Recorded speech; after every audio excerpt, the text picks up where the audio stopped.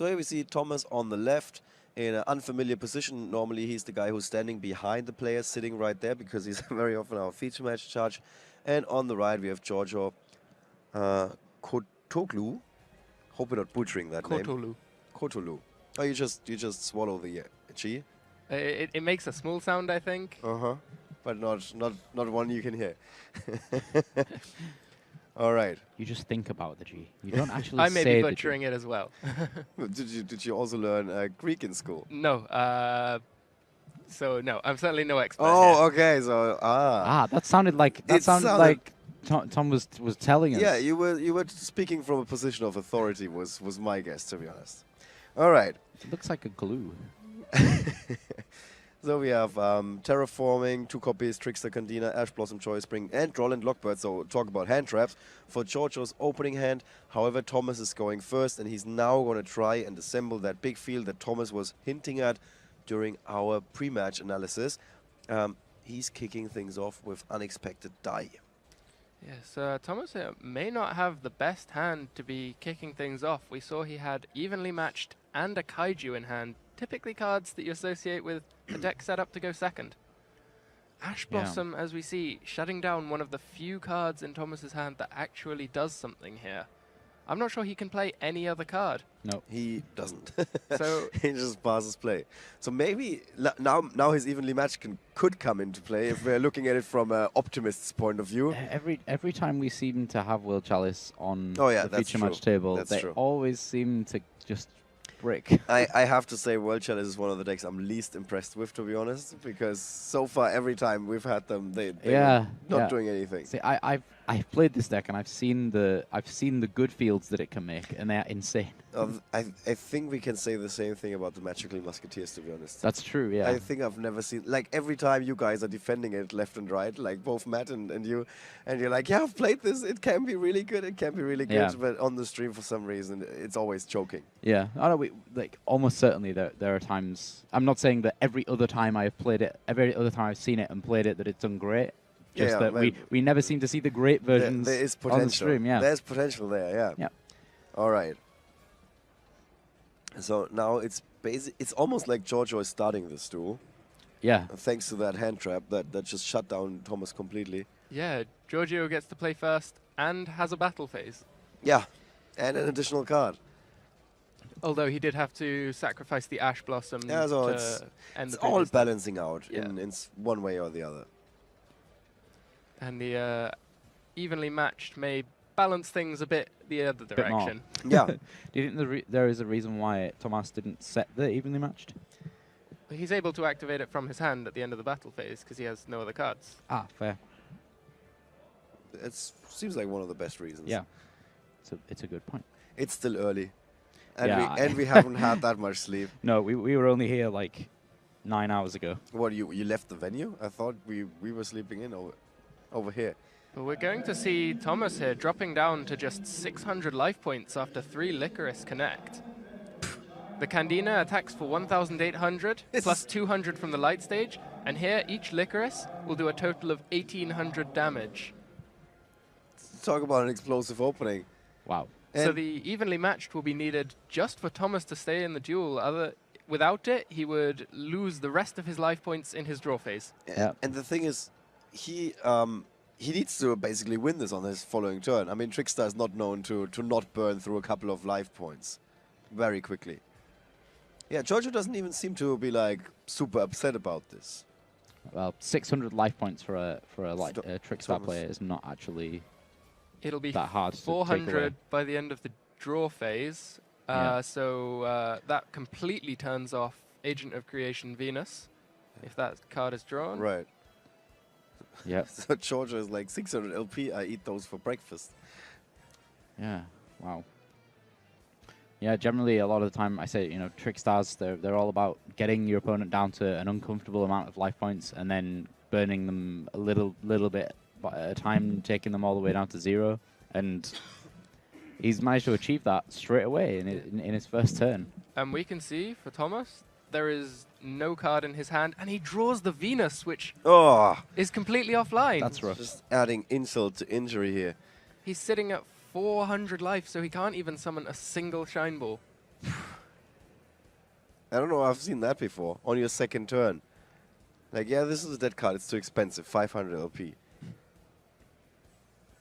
That's super, super rough. All Thomas has available to him here is to normal summon that Venus and crash it in.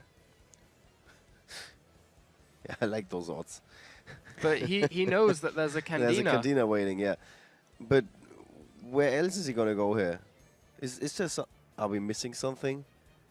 I don't think there's I mean, anywhere for him to Gameciel go. is not much help. Exodius is not much help. So Thomas is like, okay, I've seen enough. This is not getting any better. So he's shuffling up, and wow, talk about an explosive beginning from Trickstar here. Yeah, absolutely. In the first turn, reducing the life points, which is like 400. That's something. Yeah, it's the interesting construction on the text of Trickstar Licorice. It's reads as if it's a 1-for-1 trade with a monster on your field for a monster in the hand, but the way that it activates, you have to have a monster on the field to activate the effect in the hand, but it doesn't return as a cost. So if you have multiple copies of the Licorice in your hand, you can line them all up, targeting the same monster on your field, and then they all get summoned, and the monster only returns once, but it doesn't stop you from summoning the other copies in the chain. Right. And it's so easy to assemble that hand accordingly. Yeah, Licorice is actually really strong, and you know the thing with Trickstar is generally if you just block them with just a single monster bigger than all of their Trickstars, then they struggle a little. That's why they play stuff like Eater of Millions to get over that. But Thomas just had nothing, so he was just an open field. But isn't Trickstar also one of those decks where you need like nerves of steel, because even though they can go very, very high, they can also go very, very low. Yeah. How hard is it for your opponent to interrupt the plays of the Trickstar deck? So Ash Blossom is a very good card for stopping the Trickstars. If you can prevent the terraforming, they don't have access to the field spell. But also Droll and Lockbird. We see with any deck that starts its turn with terraforming, most of the field spells now involve further searches from the deck. So activation of terraforming, if that gets Droll and Locked on resolution, you're sat with a field spell that does nothing and potentially some other cards in your hand that you also can't play. However, Thomas is not playing any hand traps, if I'm not mistaken. I don't see Droll and Lockbird. No Ash Blossom, so he's just gonna have to watch this. I mean, he does have anti-spell fragrance, so he can stop him, or at least buy himself some time that way. He also has Chaos Hunter in the side deck, so this is an interesting side against the Trickstar matchup.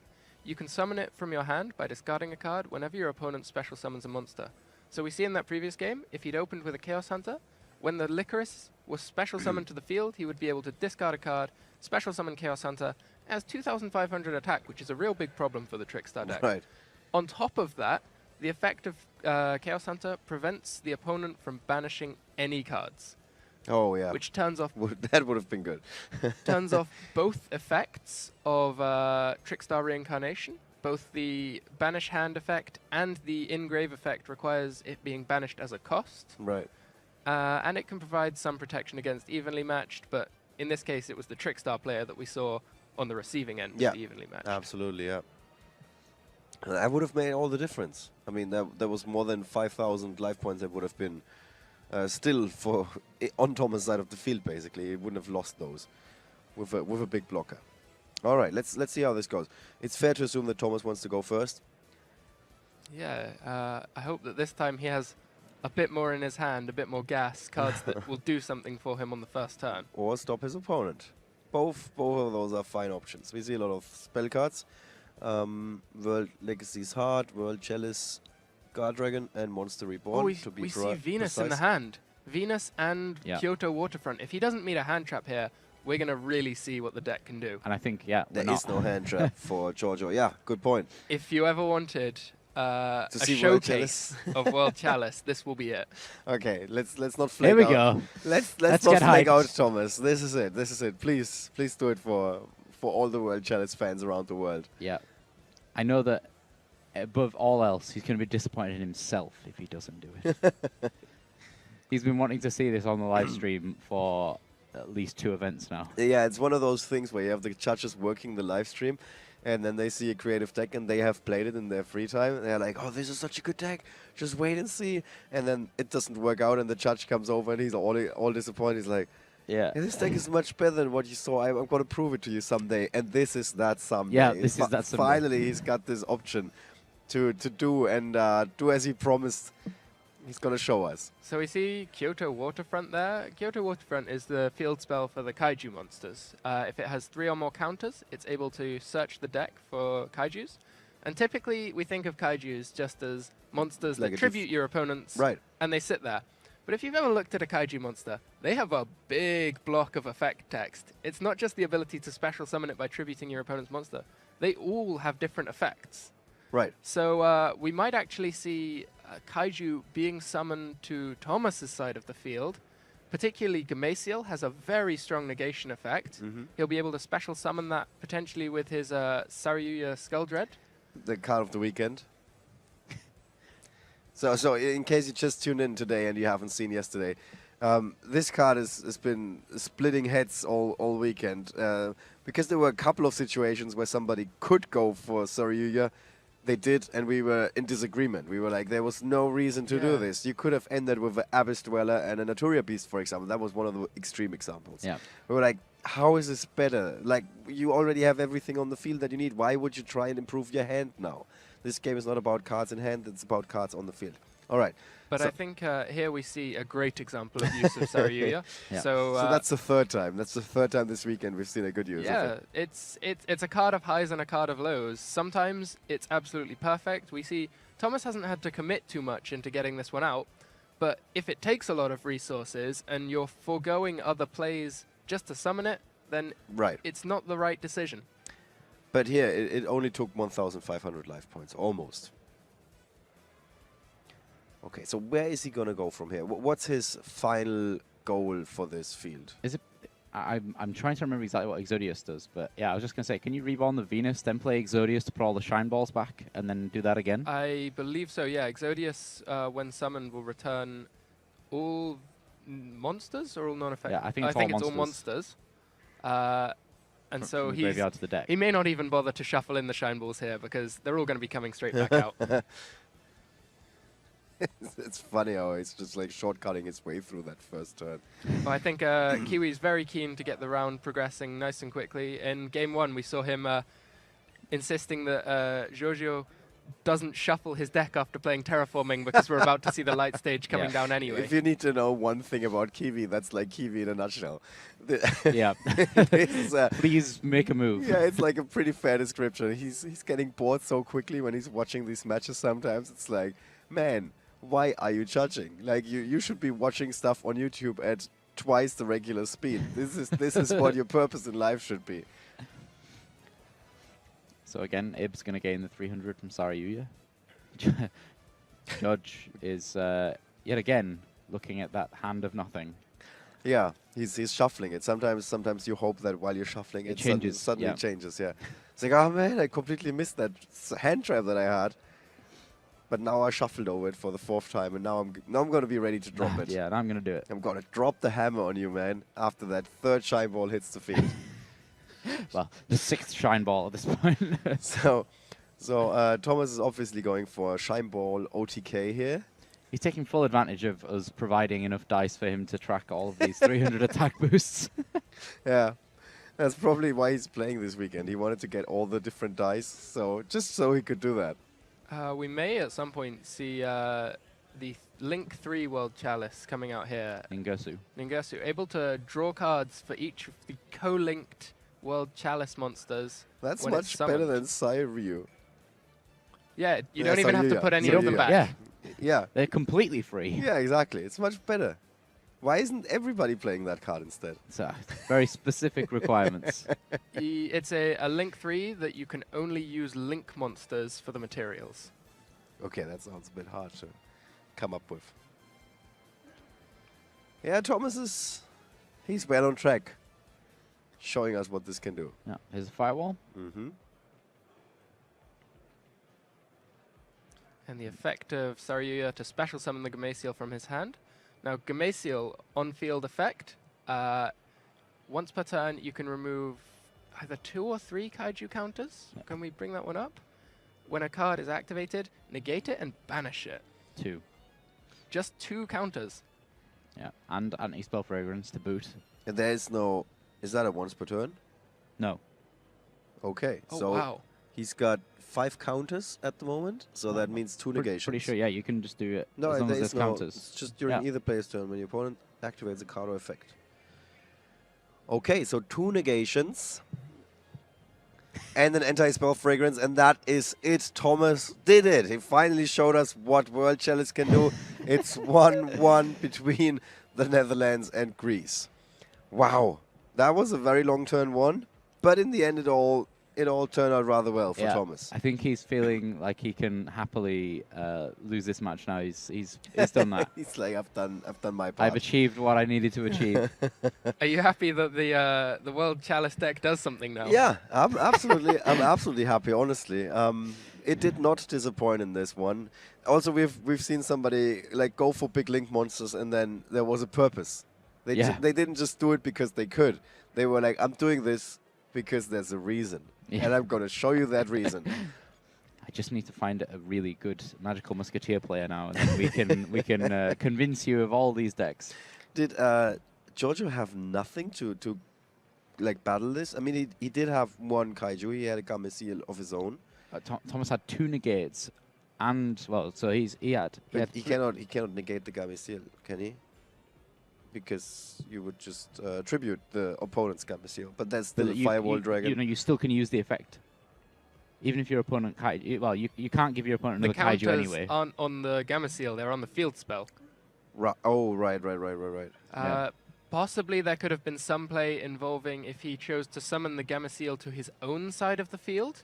Thomas controlling a kaiju, he would have been able to special summon the Gameciel in an attack position on his own side.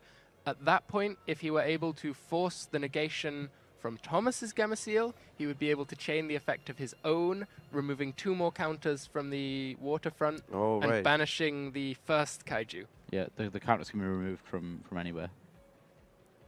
From anywhere on the field, yeah, it actually says that. So, but I think he didn't have a way to force the negation. Well, he could have tried, but also I think that's not an obvious play. Yeah, that's not something where you're like, oh, okay, this is that situation that came out in playtesting 15 times. Where I have to summon my own kaiju when the opponent has one. That's like... Yeah, and kaiju waterfront with 5 counters. Yeah, and kaiju waterfront. Yeah, of course. I think the only line of play there was maybe to summon his own Gameciel, attack into the enemy Gameciel, and then proceed from there, maybe. Thomas's Gameciel was in defense position, so... Oh, okay, so there you go. That was I actually forgot where it was. Okay, so in that case, it seems like he was pretty locked down. There may have been options involving Candina searching for another Licorice, but all of this is subject to interaction from the Firewall Dragon, which is co-linked. Yeah, exactly. Right. So Thomas he was looking over 3 copies of Mind Control there, but I think they go... I'm not sure. No, Mind Control definitely going in, because Thomas is he's going to assume that he's going to go second here, and Mind Control is great. It just gives you an extra monster to turn into more World Chalice monsters. So they do go in, right, like you said. Okay, so who's your favorite going into that last game? I think the favorite for me is probably George. He's going to be playing first with Trickstars. He has lots of trap cards in the deck. We see no hand traps from Thomas. It's likely that George is able to set up what he needs and just have a couple of traps to back it up. But for me, it'll also come down to what kind of hand we see from Thomas. We've seen the 2 ends of the spectrum here in Game 1 and Game 2. That's very wow. Oof. He just drew into his side deck. Okay, so unless we see Gem Knight Garnet being drawn for Thomas, he certainly has what he needs to start making some plays. But will he have to do that through traps, or will it be an open board for him? So in case you're wondering, the cards in hand for Giorgio are not the cards he's currently holding. That is still like the leftovers from last round. However, the cards in play, cards in hand that you can see for Thomas, which is updating hopefully very soon. It's 2 copies of Mind Control, Emergency Teleport, World Chalice, Guard Dragon, and Brilliant Fusion. That is currently what he has in hand. The Mind Control isn't once per turn, by the way, so he can just all. take multiple opponent monsters. Yeah, Mind Control is a card that was printed before that whole once per turn thing. Yeah. Okay, so we see Pot of Desires for Giorgio. He does also hold on to Cosmic Cyclone, Anti-Spell Fragrance, Ghost Ogre and Snow Wrap, and Trickstar Licorice. I think he's just drawn into a Candina with the Pot of Desires. Yeah. definitely a Cantina there. Okay, now we got the current cards on the on the screen again, guys. So you're just as up to date as we are. Anti-spell fragrance for George is going to be really big here. We see most of Thomas's hand consisting of spell cards. Yeah. Thomas will be able to chain the emergency teleport to the activation of the anti-spell. That might let him squeeze something in around it, but it's going to be tough without access to mind control or brilliant fusion until he finds an out. It certainly is an emergency This as is well. the funniest thing when somebody summoned a Trickstar Cantina is being summoned and Thomas is acting like, yeah, I'm just gonna check my hand traps. It's like, no, I didn't have one for this one. Just this once. Just this once. This one time. Yeah, you can go ahead. I will allow it. Yeah. He does have effect veilers in his side deck, so they may have been put in for this Oh, okay. matchup. Fair enough. I don't think I saw them, but yeah, it's a good point. I think anti-spell's just going to blow this game out completely. Unless Thomas draws. Is Thomas playing any back row removal? Playing any Cyclones? Not in the main deck.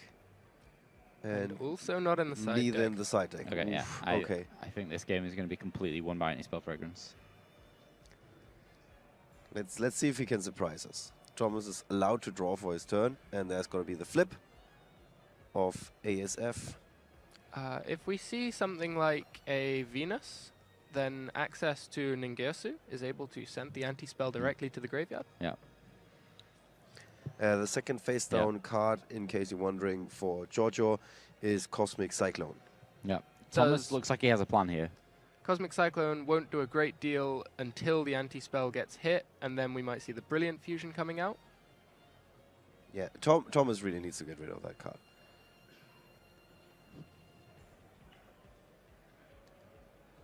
Okay, so far so good. What do you think? What's the chat gonna be rooting for here? You think World Chalice? I think so. Summons the World Legacy World Chalice. And the effect of Imduk, when it's sent to the grave, summons Lee from the hand. Yeah, I think he's going to be able to get up to Ningirsu here.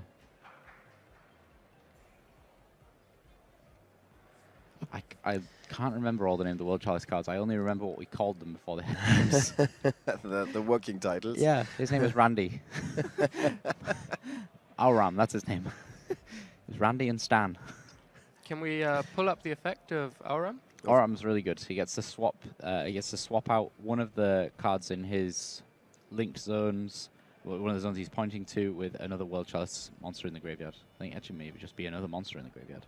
Yeah, you can tribute one World Chalice monster this card points to, like you said.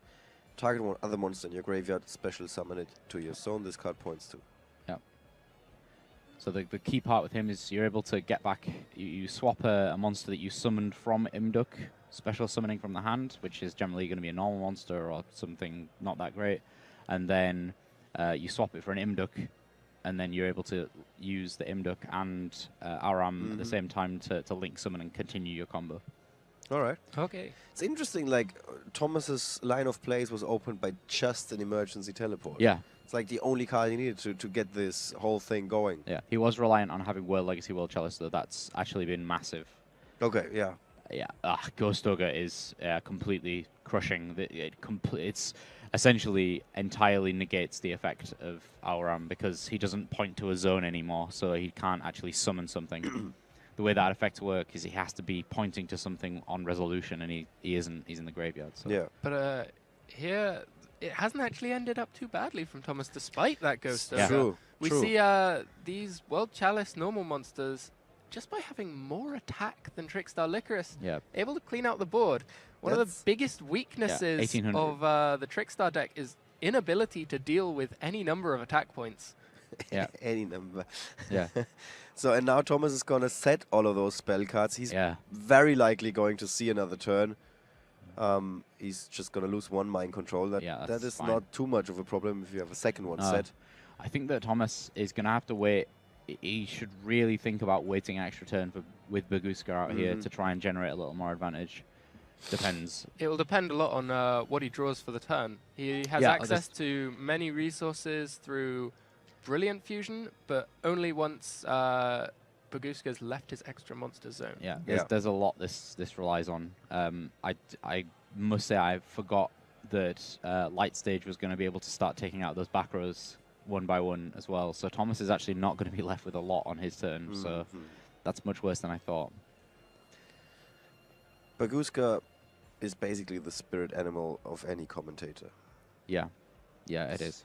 This is how we feel at the end of a long day. This is the Yu-Gi-Oh card I'm most jealous of. Just imagine if Baguska had to wake up in 6 hours after he'd just fallen asleep. Yeah, That would be really sad. Calling it. He would be a terribly tired tape here. Yeah. Yeah, that second day of coverage is not going to go so well. No, exactly. We've all got pillows under the desk. Yeah. Yeah, I wish. All right. I'm trying to think of an alliteration that's like terribly tired tapir for something commentator, but I just can't think of anything. Come on, Tom, I'm sure you can think of something. No, I'm trying to watch the game. Oh, this is more important. The You got to think of awesome alliteration instead. Crazy crushed commentator. Yeah, doesn't get the same message across. Not quite. I'm working on it. Okay, let's think about it. The actually attentive analyst. Ooh. What was it again? You missed it. What was it? Actually attentive analyst. Ah, okay. That's pretty nice.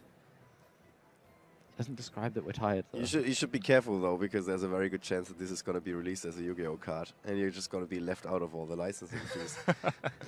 Trademark. Yeah, somebody's like, "Oh, I got this."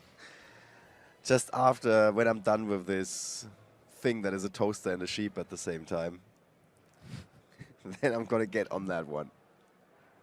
All right, so the game has basically turned into a stalemate of sorts, with both players biding their time a tiny little bit. Wouldn't be surprised if Kiwi is just going to have a show up very suddenly. So Thomas has swapped out his Baguska there, and now his cards are back online. He can start moving in with his plays. He has access to the Brilliant Fusion. There's really a lot that he has on his side here. What's the face-down card on the other side of the board? There is Scapegoat. Shell, yeah. Okay, so for here, it will be really crucial for Thomas to force enough damage onto the board that he can get that Scapegoat to be activated to stay alive, rather than in the end phase and threaten a Borreload Dragon next turn. It can't be activated anyway because of anti-spell fragrance. Ah, of course, yes. Even the following turn, it's unable to be activated. It has to wait until the player that sets its next turn. Yeah, so you can't play it in the end phase and do some crazy link plays anyway. He's going to have to wait In that quite case, a long time. it's really not looking good for George here. Yeah, the Scapegoat's actually more than useless at this stage. He's essentially having to wait like 3 turns to... Scapegoat and anti-spell fragrance is not a combo. No, it's a number, in fact. I wouldn't be surprised if we just see Thomas summoning enough things to push for game.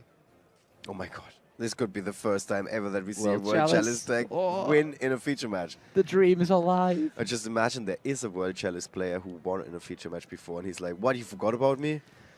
That would be rough. That would be rough. Sorry if you are at home thinking that right now. I cannot imagine that to be the case. Well, You're going to Yeah. get an angry letter. yeah. Yeah. Send it on a postcard to the written. same place that we get all the other postcards. It's If you just send it to us, that'd be great. PJ is going to work through that. I get them all the time. I get loads of postcards. Fan it's- mail. Yeah, it's great. It's really great. People, yeah, they draw pictures and things. It's good. Or ask questions. I generally forget them though. There's too many to bring. Yeah, the that's events. understandable.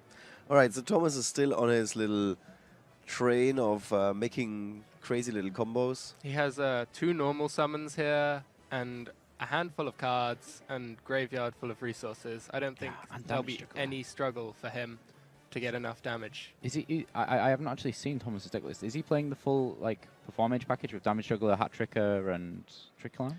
There's 1 damage juggler, 1 hat tricker. He's playing Hat Tricker. Okay, I don't wow. think there's any Trick Clown. Oh, okay. Just Damage Juggler and Hat Tricker. Oh, okay. That's gonna be That's a little bit worse than if he did have the Trick Clown, because Well, if he'd had the Trick Clown, we Yeah, would have we would've likely seen seen it. it with the Brilliant Fusion. yeah, exactly. But Hat Trick is still a good search. Yes. He's not going to struggle to special summon that from the hand. Yeah. Yeah, I just think one of these normal summons definitely should be on the Damage Juggler, because that's essentially 2 monsters. So how much of that is like playing through what you've done before and how much is like you actually have to think on the spot right here? Is that all like your regular moves? Yeah, a lot of World Chalice is you got to really think on your feet as to where you're going with it. Okay, so we didn't see a gigantic swing here. I'm actually really surprised that we didn't see more things coming out there. Perhaps How many Arams does he play? the extra deck has been exhausted. But no, we one. didn't see any other plays this game, really, did we? No, it's been like a the Aram is really key to the plays. yeah, it's been a bit of a lockdown with that hand trap earlier, and that anti-spell fragrance, of course. So not much has happened so far. And Giorgio is also very low on cards, of course. He's got a Candina and a Trickstar Reincarnation in hand. Yeah, the Aram is so key to the combos that, yeah. I think Thomas would be really enjoying having more than one right now. I think that's very fair to assume, yeah. I think George might be speaking about slow play to Kiwi here.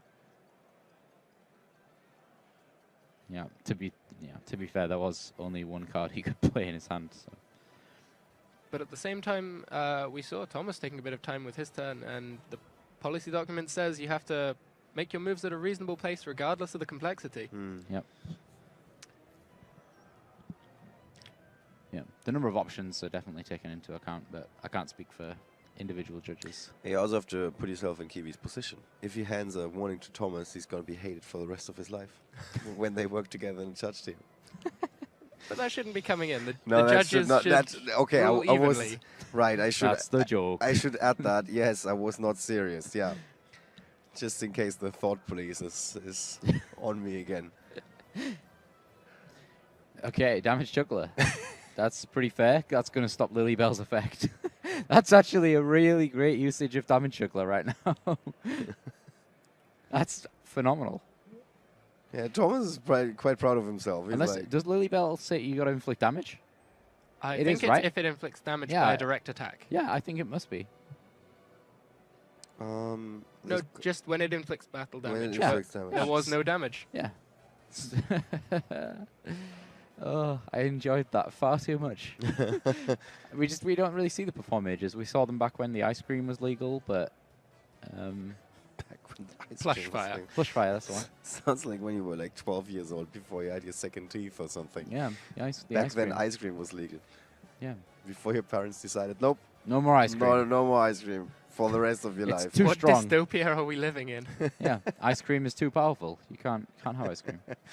So reincarnation here, taking out the searched hat tricker, but also turning that brilliant fusion, which was completely unplayable, potentially into a live card. Oh dear. Potentially. Yeah, he drew another World Chalice, World Legacy, which is World Legacy, World Chalice, sorry. Come on, Thomas. You have to have this. I mean, there's still a scapegoat face down. Let's not forget about that. Mm-hmm. It's been face down for a century now. That is true.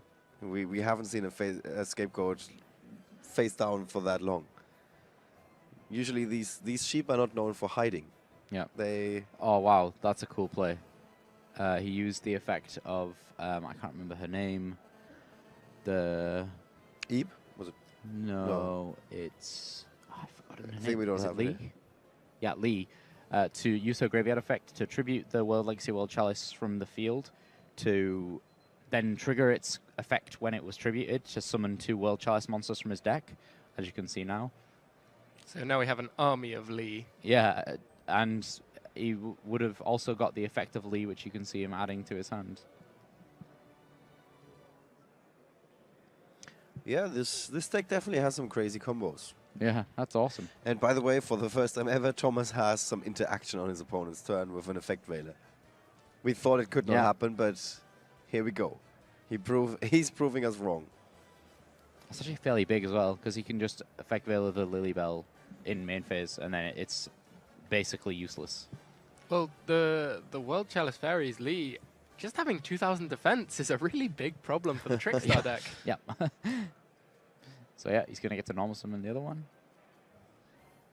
Ah, no. Yeah, he already summoned World Legacy World Chalice. I did wonder.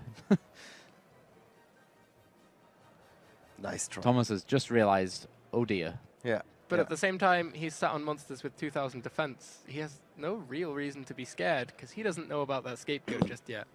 Yeah, that's true. Maybe he's aware that there might be Hits. something waiting. Proxy beatdown time. I have a feeling that proxy dragon is going to be a bit unfaithful. I agree. Borrowload is a It's a card. yeah, convincing. Thomas shrugs. That's disappointing for him. Oh, we have the Hippo Carnival tokens. That's great. I like them. Yep. They're dancing hippos. What's not to love? There's nothing not to love. All right. So we see Mrs. Radiant and a couple of Link Spiders may come down here. George may decide that he just wants to summon his Radiant and the Link Spiders and push for some damage. Yeah, that's true. It'll potentially end the game quicker than going for the Borrowload here. Yeah, that's true. But can he see that line of plays, or is he going to be stuck in the thought of... He's got no follow-up, or am I mistaken here? I mean, he's got the anti-spell fragrance, and that is it, right? There's Yeah, that's all he needs, so he's going to have a huge... So we see the Effect Veiler taking down the Lilybell there. That may have just saved Thomas from dying this turn. Yeah.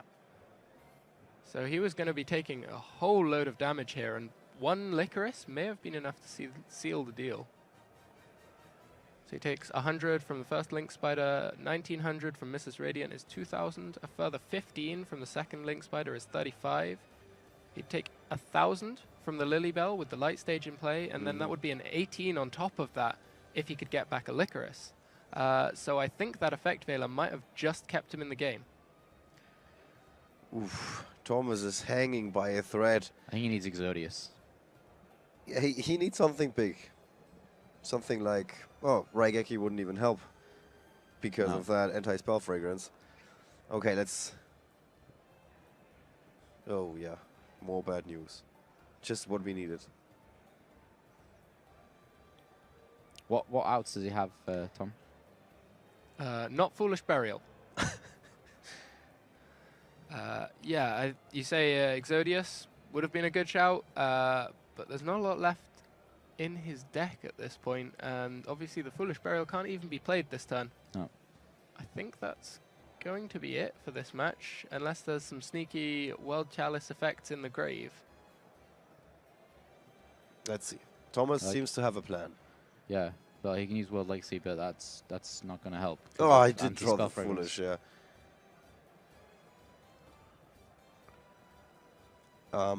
Yeah, so it's... If Anti-Spell Fragrance wasn't there, then there'd be definitely things to be done.